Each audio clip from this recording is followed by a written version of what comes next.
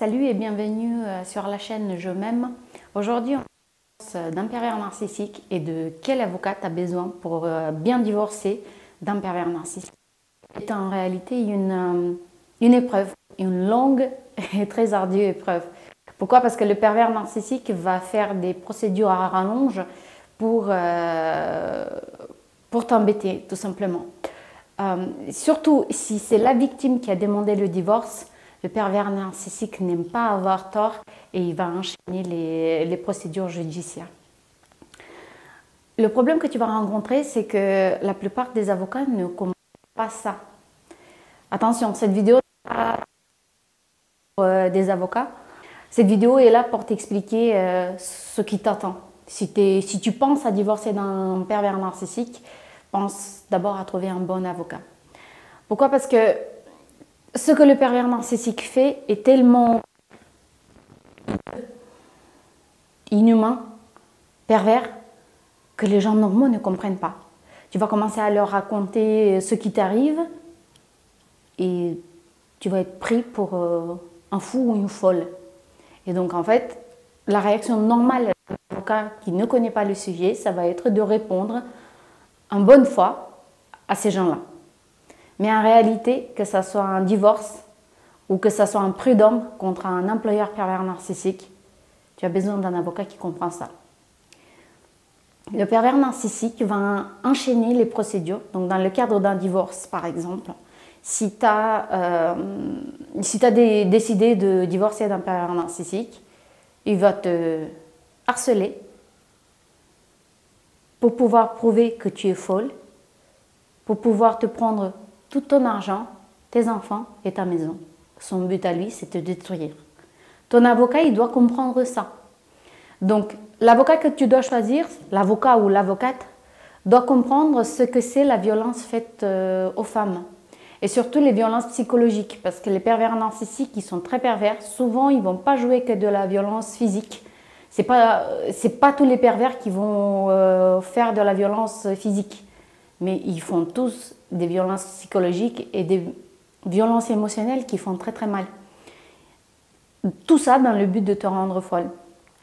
Dans le cadre de la procédure de divorce avec la victime, le pervers narcissique va choisir un avocat très violent. Lui. Si l'avocat n'est pas assez violent et s'il n'est pas assez pervers et pas assez tordu, il va changer d'avocat. Toi, ce que tu dois choisir, c'est un avocat qui comprend ce que tu racontes et qui comprend et qui a l'expérience de comment se protéger de ces pervers-là. Un avocat qui saura à l'avance ce que c'est une violence faite, une violence psychologique, comment les pervers agissent et à quoi s'attendre. Un témoignage d'une victime d'un pervers narcissique, celle qui a le plus bataillé, elle a eu en tout 20 procédures avec le pervers narcissique. Jusqu'à ce que la justice en ait marre et dans le cadre d'une procédure judiciaire, le pervers narcissique va mêler le vrai du faux, va se poser en victime et va toujours essayer d'avoir le premier pas. Sa devise est « l'attaque est la meilleure défense ». Ton avocat, il doit comprendre ça, ne pas mordre à l'hameçon et ne pas rentrer dans le jeu du pervers. Parce que si ton avocat se met à répondre aux accusations du pervers, c'est pas bon pour toi. Parce que c'est comme de la merde. Plus elle pue, il ne faut pas la toucher. Si tu t'y mets dedans, ton avocat s'y met dedans, la justice aura du mal à comprendre qui est la victime là-dedans.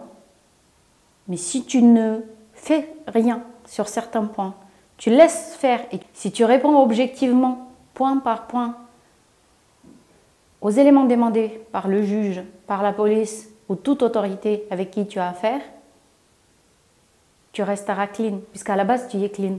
C'est le pervers qui veut te salir, c'est le pervers qui veut te détruire. Dès lors que tu rentres dans son jeu, tu ne sortiras pas propre. Donc ne cherche pas à te détruire toi-même. Ton avocate doit comprendre de qui qui il ou elle a en face et ne pas donner suite à tout email, à toute provocation. Souvent, c'est des provocations. Ce que le pervers fait, il va jouer avec toi, il va t'envoyer plein d'autorités. Par exemple, si tu as des enfants, il va faire un signalement à la cellule de protection des enfants. Tu vas voir chez toi débarquer l'assistante sociale, des psychiatres, comme quoi c'est toi la folle ou le fou, si tu es un garçon. Pourquoi? Parce que le pervers narcissique, il prend que du plaisir à te détruire. Dès lors que c'est son plaisir, forcément, il n'aime pas ses enfants. Il ou elle, il n'aime pas ses enfants. Donc, il va aller jusqu'au bout pour les détruire eux aussi. Il s'en fout en fait. Donc, il va faire un tas de procédures. Si tu n'as pas les moyens, n'hésite pas à demander une aide juridictionnelle auprès du tribunal dans ton département. Si tu envisages de divorcer d'un pervers narcissique, prépare un gros chèque. Parce qu'il va falloir y payer. Dans ce cas, en fait, le divorce d'un pervers narcissique, en fait, c'est le combat de ta vie, en quelque sorte. Tu es en train de sortir, tu as réalisé que tu es avec un pervers narcissique, tu es en train de sortir de là-dedans. Et en fait, tout ce qu'il voudra, c'est te détruire. Ta vie, elle peut partir en cacahuète si tu ne la joues pas bien. Donc, dans ce combat-là, tu laisses tes émotions de côté et tu te fais entourer. Tu trouves un avocat spécialisé dans les pervers narcissiques ou au moins dans les violences psychiques. Tu as besoin d'un cadre d'amis, les vrais amis, pas les pervers, parce que certainement celui ou celle dont tu divorces n'est pas le seul en fait.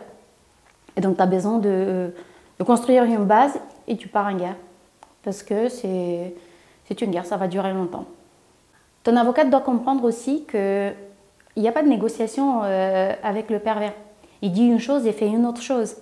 Donc il ne faut pas que l'avocat ou l'avocate morde à l'hameçon. S'il va proposer réconciliation à l'amiable ou toutes sortes à l'amiable, il n'y a pas d'amiable, ne te fais pas d'illusions. Avec le pervers, il n'y a pas d'amiable. Son but à lui, c'est de te détruire. Ton avocat doit le comprendre. Ton avocat ne doit pas donner suite aux accusations en miroir. Ce que le pervers va faire, souvent, il va dire que c'est toi qui fais tout ce que lui, il t'a fait. Du harcèlement, des violences, tout ce que tu veux. Il sera très convaincant puisqu'il parle de lui-même, donc il saura parler. Mais il ne faut pas lui donner raison. Il ne faut pas lui donner raison. Aussi, dans le cadre d'un divorce avec un pervers narcissique ou dans une toute procédure légale avec un pervers narcissique, dans ce cas, en fait, la main courante est importante et le dépôt de plainte est important également. Consulte-toi avec ton avocat, qu'est-ce qu'il faut faire à chaque étape. Laisse les émotions de côté. La justice ne prend pas en compte les émotions. Ce qu'il faut comprendre aussi, c'est que le juge il fait son travail, la police fait son travail, c'est-à-dire d'établir la vérité. Et la vérité, elle ne se fait pas sur tes dires à toi et les dires des gens qui te feront des attestations que les gens proches. Il te faut un maximum de preuves contre le pervers. Aussi, il te faut déposer main courante. Si le pervers fait certaines choses qui ne sont pas normales, il est important que tu ailles faire une main courante. Pourquoi? Même si c'est que du déclaratif, une main courante sera déposée au dossier, le juge la verra. Et c'est quand même pris en compte. Même si c'est que ta déclaration à toi. Le pervers, il en fera des mains courantes. Il en fera beaucoup. Donc, à tous les coups, tu vas te consulter avec ton avocat. Qu'est-ce qu'il faut faire? Puisque toi et ton avocat, vous êtes une team, une équipe pour que tu regagnes ta vie et tout ce qui t'appartient. Il ne faut pas t'oublier là-dedans. Il ne faut pas lâcher le combat. À quel point tu as oublié de t'aimer toi-même que tu lâcheras le combat? Non, tu ne lâches pas le combat. Toi, tu connais bien le pervers puisque tu as vécu avec ou tu as travaillé avec. Donc, tu sais très bien quels sont les points faibles. Tu sais très bien comment il agit. Et l'avocat, il sait très bien qu'est-ce que la loi dit.